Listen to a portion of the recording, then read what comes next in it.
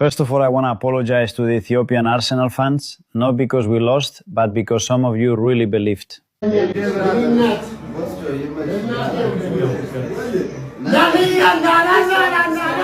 ማሊያቸውን ቀደዱት ይሄን ዋንጫ እኮ 22 ዓመት ሳትበላም ማሳልፋል። ዛሬ ዓመትም ቢበላም ባይበላም እንዴት ተስፋ ስለመቁረጥ ምናምን ታወራላችሁ? አንዳንድ የአርሰናል ደጋፊዎች ማለት ነው። 22 ዓመት ሙሉ ዋንጫ ዛብሄር ከዓመት አንተ ደደማይም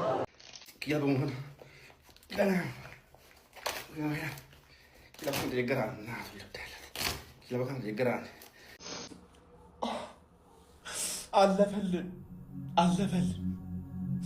ይህን ቡድን ስንደግፍ ማለት ስንትና ስንት ዓመት ስንት ደጋፊ ያለቀሰ።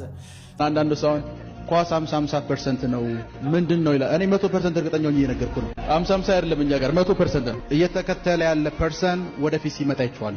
ዋንጫውን ማን እንደሚበላው እየነገርኳችሁ ነው። የአርሰናል ደጋፊዎች ይሄን ዓመት ተስፋ ቁረጡ። የወያሎ ደጋፊዎች ዋንጫ መብላት የምትፈልጉ ከሆነ መታችሁ ኬብሮን አፉ በለም ብላችሁ ይቅርታ ጠይቁ። የአርሰናል ደጋፊዎች በቋጠሮ ጊዜያችሁን ምሽታችሁን አታባክኑ።